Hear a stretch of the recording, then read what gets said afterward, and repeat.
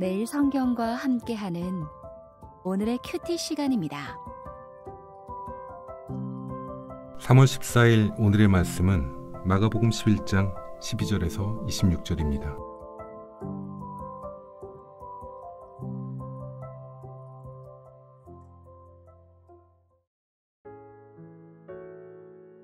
이튿날 그들이 베다니에서 나왔을 때에 예수께서 시장하신지라. 멀리서 잎사귀 있는 한 무화과 나무를 보시고 혹 그 나무에 무엇이 있을까 하여 가셨더니 가서 보신즉 잎사귀 외에 아무것도 없더라. 이는 무화과의 때가 아님이라. 예수께서 나무에게 말씀하여 이르시되 이제부터 영원토록 사람이 내게서 열매를 따먹지 못하리라 하시니 제자들이 이를 듣더라. 그들이 예루살렘에 들어가니라. 예수께서 성전에 들어가사 성전 안에서 매매하는 자들을 내쫓으시며 돈 바꾸는 자들의 상과 비둘기 파는 자들의 의자를 둘러엎으시며 아무나 물건을 가지고 성전 안으로 지나다님을 허락하지 아니하시고 이에 가르쳐 이르시되 기록된 바 내 집은 만민이 기도하는 집이라 칭함을 받으리라고 하지 아니하였느냐. 너희는 강도의 소굴을 만들었도다 하시매 대제사장들과 서기관들이 듣고 예수를 어떻게 죽일까 하고 꾀하니 이는 무리가 다 그의 교훈을 놀랍게 여기므로 그를 두려워함일러라. 그리고 날이 저물매 그들이 성 밖으로 나가더라. 그들이 아침에 지나갈 때에 무화과 나무가 뿌리째 마른 것을 보고 베드로가 생각이 나서 여짜오되 라삐여 보소서, 저주하신 무화과 나무가 말랐나이다. 예수께서 그들에게 대답하여 이르시되 하나님을 믿으라.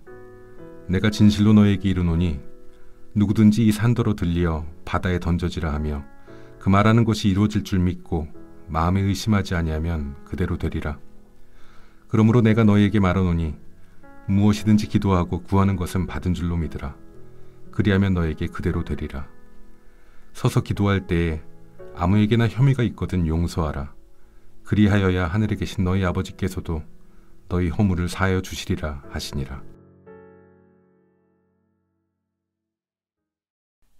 3월 14일 목요일 말씀은 마가복음 11장 12절에서 26절까지의 말씀입니다. 오늘 말씀은 직접적으로 연결되어 있는 두 이야기 사이에 또 다른 이야기가 삽입되어 있는 내용입니다.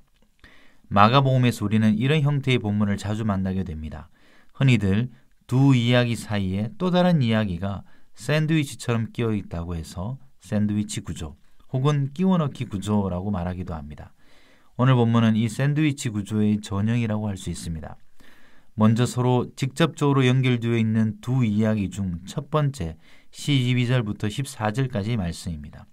이 이야기는 예수님이 베다니에서 나오신 다음 예루살렘으로 다시 들어가시는 과정에서 열매 없는 무화과 나무를 저주하신 이야기입니다.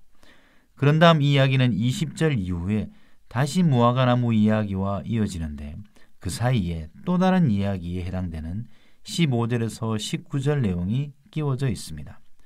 이 중간에 끼워져 있는 이야기가 바로 예수님이 성전에서 매매하는 자들을 내쫓으시며 성전에서 대제사장과 서기관들을 불편하게 하신 그 내용입니다. 사실 이 이야기들은 모두 하나의 주제를 이야기하고 있습니다. 그것은 더 이상 열매 맺지 못하는 이스라엘의 성전 중심의 종교를 꾸짖으시고 그 성전이 임박한 심판을 예언하시는 내용입니다. 예루살렘에 도착하신 첫날 예수님은 성전을 둘러보시기만 할 뿐 다른 일은 하지 않은 것으로 11장 11절은 소개합니다. 그리고 예루살렘에서 다시 나가 베다니에서 머무십니다. 유월절 같은 큰 명절에는 많은 사람들로 인해 성내에서 지내는 것이 어렵기 때문에 명절을 보내기 위해서 예루살렘 인근에서 지내는 일은 흔한 일이었습니다. 그렇게 오늘 본문 12절은 이튿날 예수님과 제자들이 다시 예루살렘으로 들어가시기 위해 길을 나서는 모습으로 시작됩니다. 그 길에서 예수님은 시장하셔서 멀리서 잎사귀 있는 무화과 나무에 무엇이 있을까 하여 보셨지만 잎사귀만 무성하지 먹을 것이 아무것도 없음을 보시고는 그 열매 맺지 못하는 무화과 나무를 저주하십니다. 재밌는 것은 마가가 그 무화과 나무에 열매가 없는 이유가 무화과의 때가 아니다라고 말해주고 있다는 겁니다. 그러니 무화과 나무가 열매 맺는 계절이 아님에도 불구하고 예수님은 열매 없는 무화과 나무를 저주하신 겁니다. 이런 마가의 설명은 예수님이 의도적으로 열매 없는 무화과 나무를 저주하신 것이라는 것을 알 수 있습니다.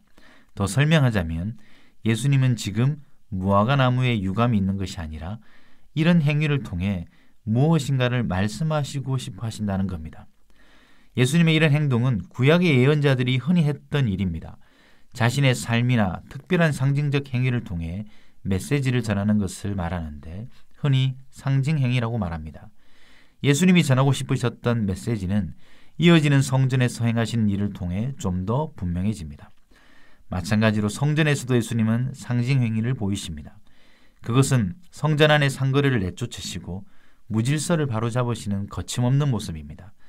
당시 성전은 절기의 제사를 이용해 폭리를 취하는 불의의 현장이었고 약자에 대한 폭력과 거짓 제사 뒤에 숨은 강도들의 소굴이 되어버렸다고 폭로하십니다.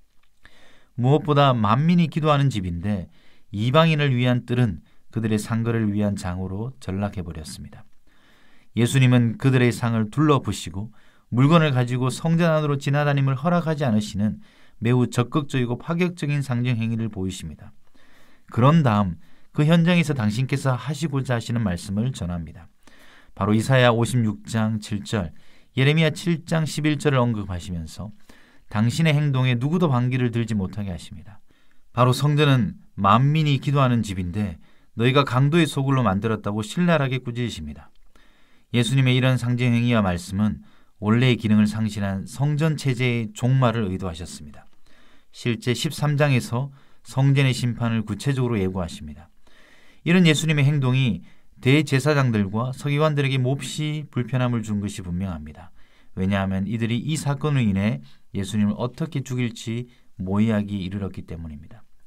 이어지는 20절에서 25절은 이런 맥락에서 이해할 필요가 있습니다. 20절에 다시 아침에 저주한 무화과 나무가 등장합니다. 그 나무는 이미 뿌리채 말라버렸고 베드로가 그 사실을 다시 한번 확인해주며 예수님께 답을 구하는 듯한 말을 합니다. 하지만 예수님은 베드로의 그 말에 다른 이야기들처럼 들리는 말씀을 하십니다. 그것은 믿음에 대한 내용처럼도 보이고 기도에 대한 내용으로도 보이며 또 용서의 이야기로도 보입니다. 하지만 이 일련의 말씀들은 앞서 무화과 나무의 저주와 성전 체제에 대한 예수님의 종말 예고와 동떨어진 메시지가 아닙니다. 20절부터 25절의 내용은 새로운 시대가 올 것이다 라는 것입니다. 예수님이 저주하신 뿌리채 마른 무화과 나무는 이스라엘의 영적 상태를 의미하고 강도들의 소굴이 되어버린 성전도 그와 같은 운명을 맞을 것이라는 것이 예수님의 말씀입니다. 그리고 새로운 시대에서 믿음, 기도, 용서는 새로운 성전 위에 새롭게 정의되어야 합니다. 예수님이 23절에 누구든지 이 산더러 들리어 바다에 던지라 하실 때 이 산은 성전산을 의미합니다. 외형만 남은 건물보다 더 강력한 것은 믿음의 기도입니다. 무기력한 희생제사는 하나님에 대한 믿음으로 대체될 것입니다. 주술적인 제사 역시 믿음의 기도로 바뀔 것입니다. 하나님의 용서와 서로를 향한 용서는 보이는 성전에서의 희생제물과 상관없이 믿음과 주의 자비하심으로 이루어질 것입니다. 그것이 지금의 성전 체제가 무너지고 새롭게 세워질 성전 신앙의 모습입니다. 그것은 바로 예수 그리스도가 친히 성전이 되시고 예수를 믿는 믿음을 통해 하나님이 다스리신다는 뜻입니다. 열매 맺지 못하는 성전은 그 시한이 끝났습니다. 예수 그리스도가 세우는 성전 공동체, 곧 교회의 모습들을 예수는 말씀하고 계십니다.